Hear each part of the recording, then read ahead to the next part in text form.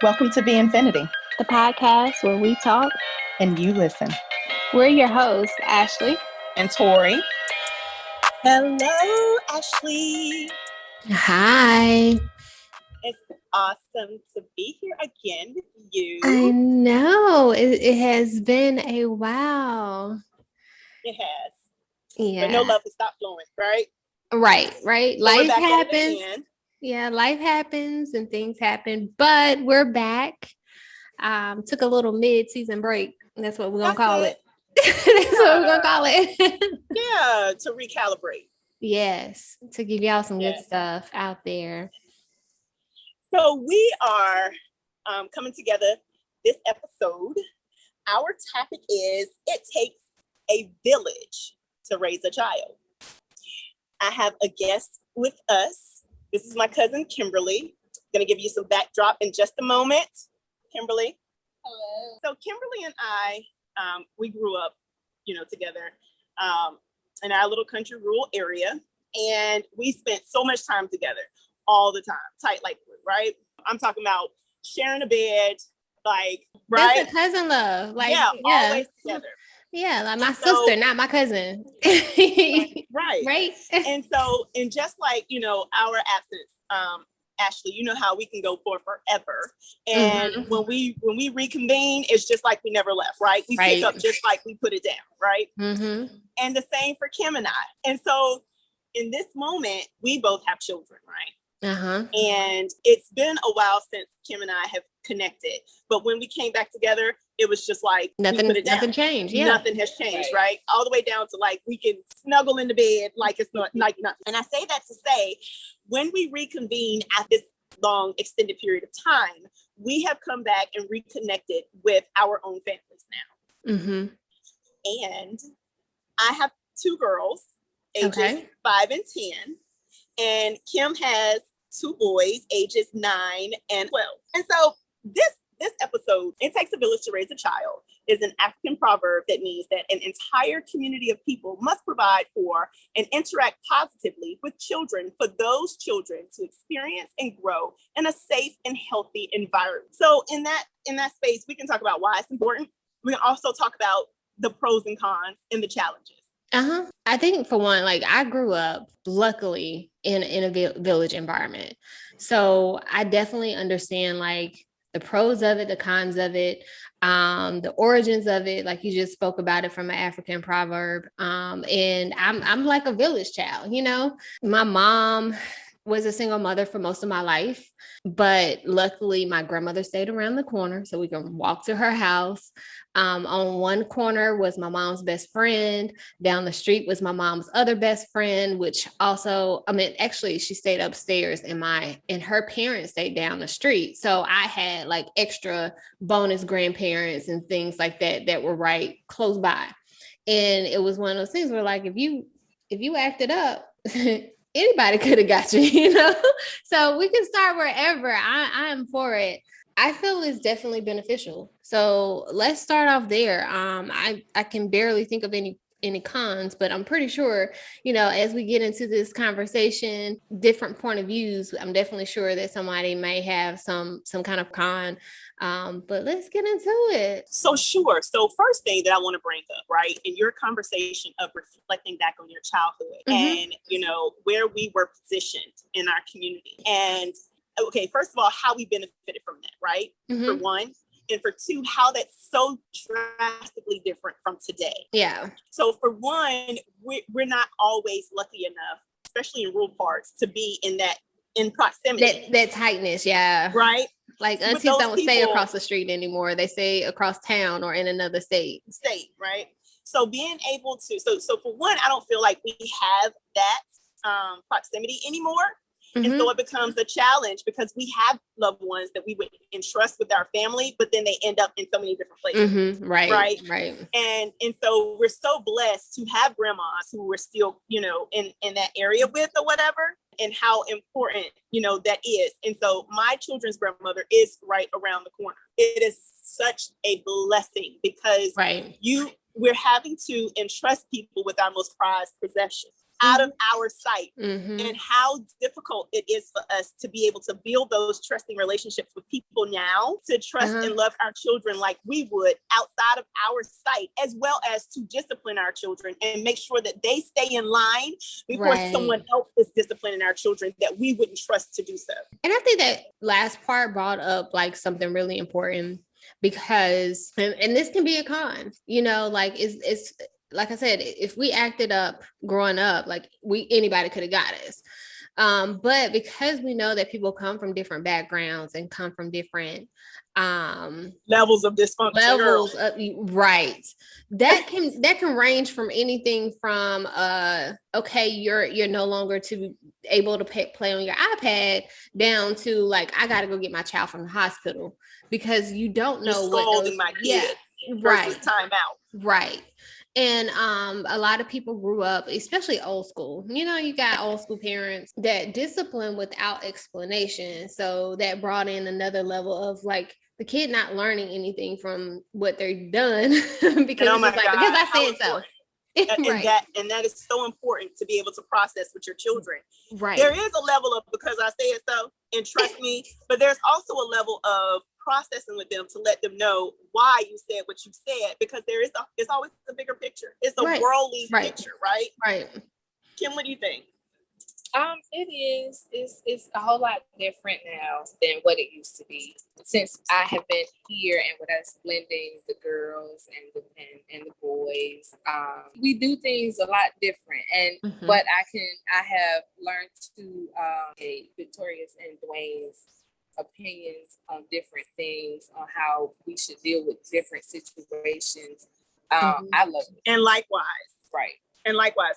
And I can say too, like, I've had some experience with nephews. Of course, I have nephews or whatever, but I haven't had the consistent ongoing opportunity to have experience with nephews like that, and my girls to have experience with little boys so close to them, and learning to interact with them, and, you know, the male makeup versus the female makeup, and learning that, yes, they have friends at school and everything, but, you know, when you are sharing your space together, it can be different, right? And so, and then two, my girls being able to watch dad interact with young boys versus young girls, you know what I mean? Yeah. And the part where, of course, I absolutely trust my siblings with my children. And we did get to spend a summer with my sister a couple of summers ago. And all day long, I would trust her to, like, you know, whatever, like my children are her children all day. There's without a doubt, you know what I mean? In the same way with my cousin. But this is the thing that I would bring up. I don't have a problem with someone disciplining my children, right? There are levels to discipline. But I feel like if you catch my kid acting out and you don't discipline my child right then and there, and I'm not saying, like, I have to be able to trust you to discipline my children. And so by me being able to having to trust you to discipline my children, that means that I have to trust you to even have care with my children. Because for one, I'm entrusting you to keep them safe. And I'm entrusting you to make sure that they're making the right choices and the right decisions so that they don't get themselves in any type of situation. So I have to be able to trust you to, you know, to discipline my children. And if you don't feel like you're capable or able to do that, then I can't trust you with my children. Let alone if you're willing to discipline your children to make sure that you keep them in line, to make sure that they're doing what they're supposed to do in the outside world, but you're not going to give that same, like, privilege to my child, because to me, if you're disciplining correctly, discipline is wisdom. You're giving my children wisdom. And if you're not willing to do that, then I'm going to have a problem with you caring and loving for my children. Okay. You can't. If you can't discipline my children. Yeah, because a lot of discipline is correction, and correction, as you said, is a learning. It's a learning process. It's a teachable moment. So I definitely agree with you on that. I think some of the takeaways too, outside of discipline, is the different perspectives. So from a village standpoint, you know, we talked about people growing up differently and how they can look from a disciplinary view. But if you change views on like from a village standpoint, you have multiple people in a village. Like everybody has different jobs. Everybody have different trades and that's a different great point. roles. So Different you roles have in the it. different roles in the whole village. So if we go back to the African proverb, I'm pretty sure they had healers, people that's in charge of food. You have people that's in charge of hunting. You have all of these different things. And if you have a child that is interested or has the ability or gravitates towards one person to teach that to them, have other teachable moments outside of discipline, you have a full, well-rounded child, And how important is that? Because it's raising definitely adults. important. Right. It is definitely important. Like even from you were talking about your girls seeing The boys. your girls seeing the boys interact with Dwayne on a different level. That's something that they're able to gain experience from, because they know now, like if they get out in the world, that men are going to interact differently depending upon who they're talking to, because they are a female or they are, talking to a male figure. And I'm not sure, like from additional background from your cousin, but I'm sure she is able to bring a different view for the girls, knowing that she has boys, like I'm pretty sure, like since you've been there, you've been able to, it may be a different hardness or a different softness that they're not able to get from their mom. Right.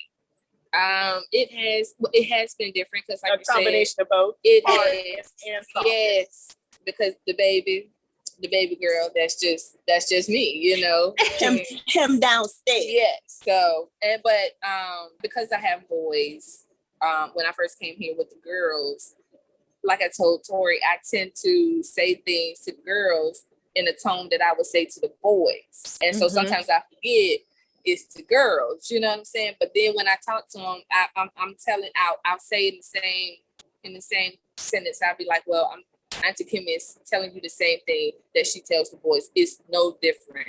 And when I first got here, if the boys did something, Tori be like, oh, so you don't get the girls, because the girls is doing the same thing that the boys is doing. So just like you said, you can't love my kids, dog. You can't love my kids. You can correct your kids and not correct mine.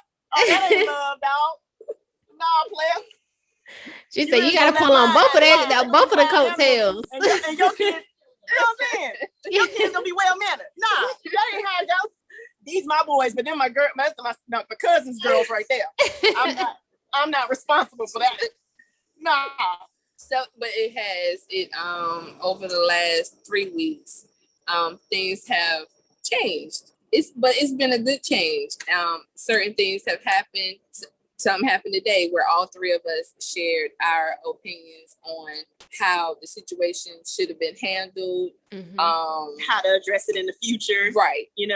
And with that, let's bring that into play, right? Because we all come from different backgrounds. Yeah. So okay, so let's talk about that. We all come from different backgrounds, right?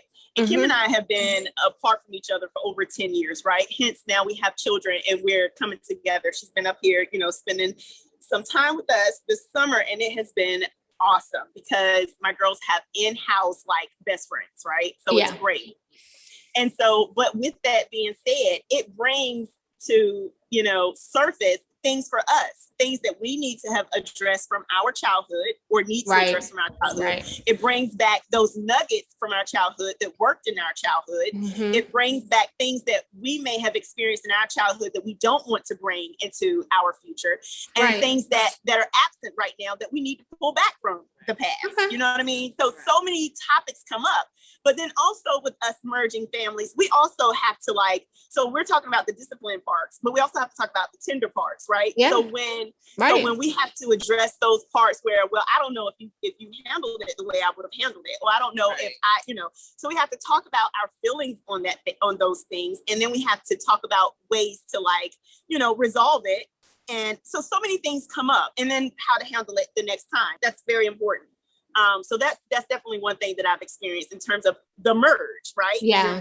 You're merging so many things, not just, we're merging so much, you know what I mean? Right. You brought up a good point as far as how things were and what you want to bring forward from your childhood. I think one of the things, and I think it's great that y'all are working, how that merge is working through, because I see now, from a village standpoint, I've been around people and their children. I don't have any myself. So I struggle with that from a village standpoint, because people tend to look at me and oh, she doesn't know what she's talking about because she doesn't have kids, but again, we bring in that different dynamic because we have different things to offer from a perspective and a view standpoint. And I tend to get like, I'll get the pushback there, or, you know, you've been around people and their kids, and from a village standpoint, you have family, whether it's family or friends, and the kid will look at you like, mommy, do I have to do what, you know, she says? Yeah. Do I have to listen to him? You're not my mom. Yeah. Like, do I have to do what she says? Like, if I'm telling you to wash your hands, you know, before dinner, like, I'm not telling you anything wrong. You know, Right. I'm preparing you to eat your food in a healthy way so that you won't get germs all over your food.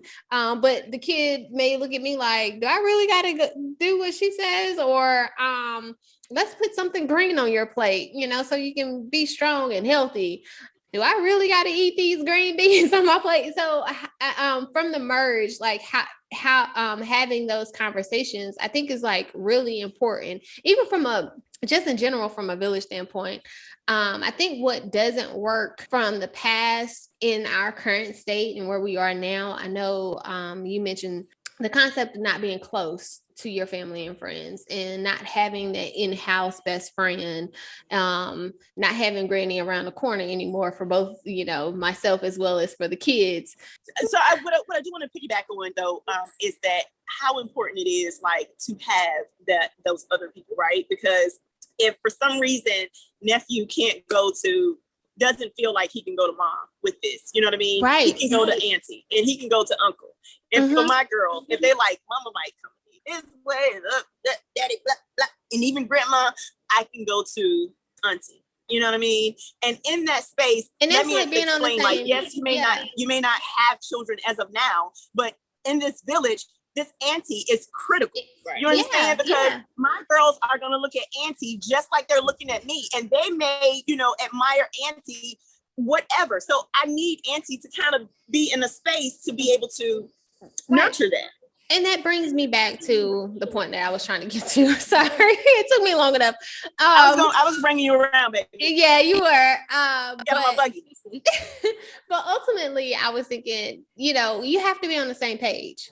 So like, and it's kind of like parenting. So you and hubby, y'all have to be on the same page. So when the kids come to you and mama done said no, and daddy sitting up there like, what your mama say? you know, but you have to be on the same page, because you want to go to Auntie Kim after Auntie Kim, then, you know, she tells the boys, y'all can't, you know, have any more ice cream for, you know, right now. And then the girls come to you and they've had the same amount of ice cream as the boys, you know, like, y'all can't have any more ice cream, but they may go to Tori and be like, hey, can we have ice cream? You know, being right. the same. Right. And I'm going to tell you why this is important. Because it's important that you tell your children lies, okay? You have to tell your children lies, because if you don't tell your children lies, they'll get into all kinds of crazy stuff, right? So it's important that you tell your kids lies, and you got to get all the other kids on board with telling your kids lies, because it's all about protecting you and keeping you safe. Let me tell you why it's important to tell your kids lies. Because my nephew came to me today and wanted to know if it was going to be okay for him to swallow that lemon seed, and if that lemon was going to grow in his tummy. And I need him to know, yes, sir, that lemon is going to grow in your tummy. You understand? And then one of my other nephews caught my baby girl in the bathroom. She was in the bathroom and she was like, and she heard, and he's heard blup, blup afterwards, right? It's important to tell your nephew, your children lies, because I need him to know that lemon was going to grow in his stomach. And it might or might not come out. I'm not sure. So is this lemon going to grow in my tummy if I swallow these lemon seeds? So he goes to Uncle Dwayne, and I need it, and without me even having to say to Uncle Dwayne, this is what's going to happen. He goes to Uncle Dwayne, if I swallow these lemon seeds, what's going to happen? Lemon going to grow in your stomach, sir. Nephew, listen. If I were you, don't swallow the lemon seeds. It's going to grow in this. He goes to big cousin, Addie, what's going to happen? I'm telling you right now, lemon going to grow. Goes to the other brother, what's going to happen? This is what's going to happen. You have to go to the bathroom. Lemon going to grow in your stomach, or it's going to, look up, whole lemon. Listen, trust me, don't swallow the lemon seeds. You go to mama, what's going to happen? I ain't going there. It's going to come out, you boo-boo. That's that. It's going to come out, whole lemon. Bloop, bloop. You got to tell your kids lies. Listen, don't swallow lemon seeds. That's all I'm saying. Moral of the story. Go ahead. Oh, everybody's on the same page. The moral of the story. You gonna swallow the water? You gonna swallow the watermelon seeds, nephew? Hey, everybody gotta be on the same page. You don't want that watermelon to come out. That's all I'm saying. It's And important. that's what I think is wrong. Like before in that village back in the day, everybody knew. Like prime example, growing up, my mom did not allow me to do certain things. One of them was wear makeup, right? Wear makeup. I couldn't. The other one was like I couldn't watch certain TV shows. That's right. So like I'll go over friends' house, their parents allowing them to watch certain shows, and the mom would come in there and she'd be like, "All right, y'all got to turn this. Ashley ain't allowed to watch this show." That's right. Sorry. Like everybody was on the same page. Nowadays, yep. you take a kid over somewhere else. We don't eat pork in this household. Kid over there just eating.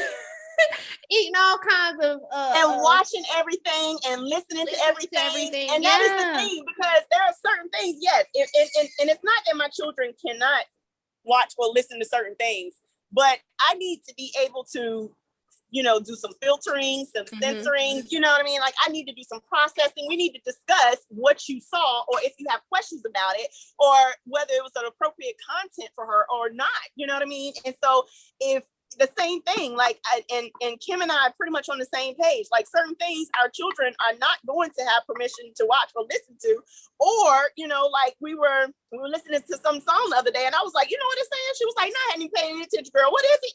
And I was like, and you would think that the song was for children because it has dances for children, but the words for the song is not for children. Oh, is it the one that was Oh, we can get back to that, but I had one of those moments too. There was like a kiddie song that they put at the beginning of this rap song, and I was like, exactly, I was floored. Do stuff like that all the time.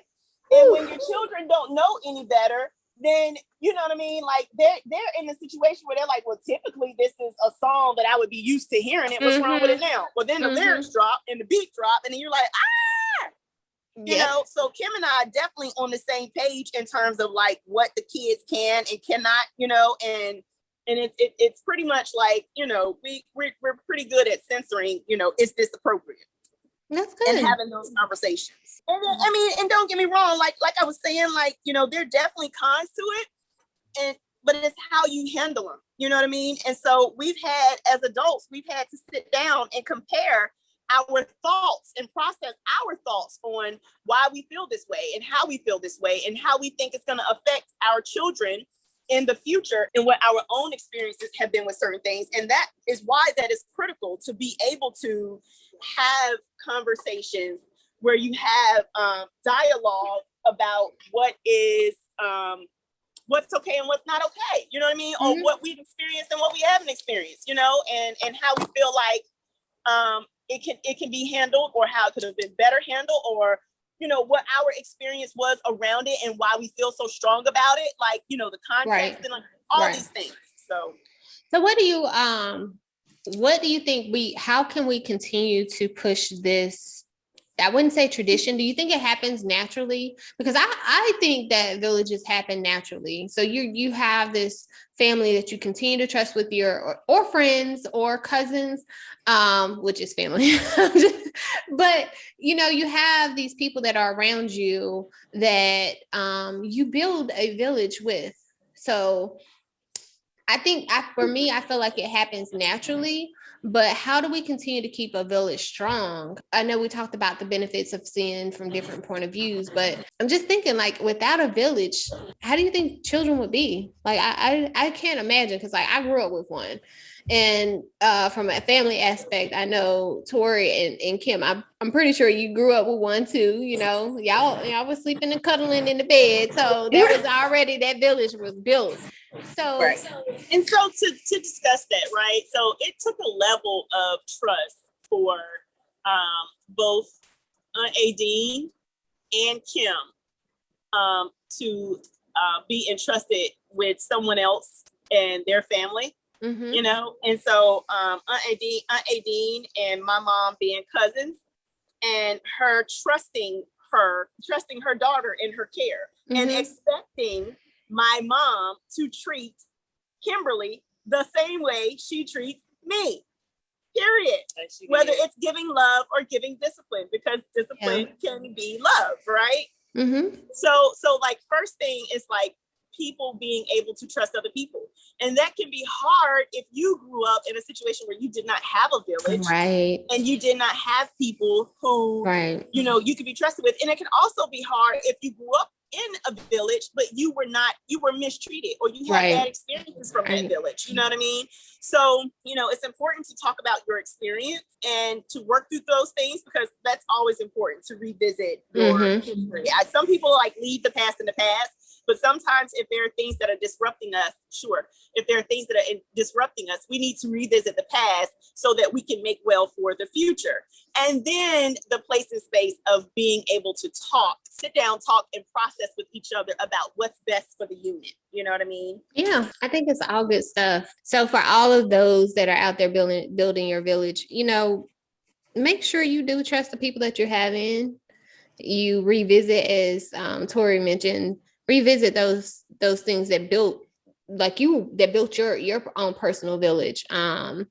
And then get on the same page. How you would like for yours to be, right? Right. Or get on the same page, like you know, make sure that lemon seed grow in that child tummy. That's what I'm saying. You don't want that lemon seed to grow in his tummy. You're telling them don't swallow the lemon seed, because hey, that's all I'm saying. That's all I'm saying, nephew. You want a whole lemon tree in there? Is that what you want? Hey, you had that lemonade. Got some lemonade. You're gonna be fresh. I tell you that. You're gonna be fresh and clean. This was awesome, and we are certainly enjoying our village experience. We are. Oh, that is awesome. And thank you so much, Kim, for your input. Thank you for sharing your love of your boys, and sharing that with Tori, as well as Tori sharing it with you. And I hope y'all are having fun over there. I am waiting on the invite. I kind of feel some kind of way, because I know you gotta meet these god nephews. Your god nephews. Oh, and love on the babies. So might have to give them another Auntie Ashley. That's what I'm talking about, right? Who can have too many Auntie Ashleys? You can never have too many Auntie Ashleys. You can't. I got to see my girls anyway. Yeah, I haven't seen them in a while. Well, I again thank you for joining us, Kim, and thank you guys out there for listening to the podcast where we talk and you listen. Bye. Bye.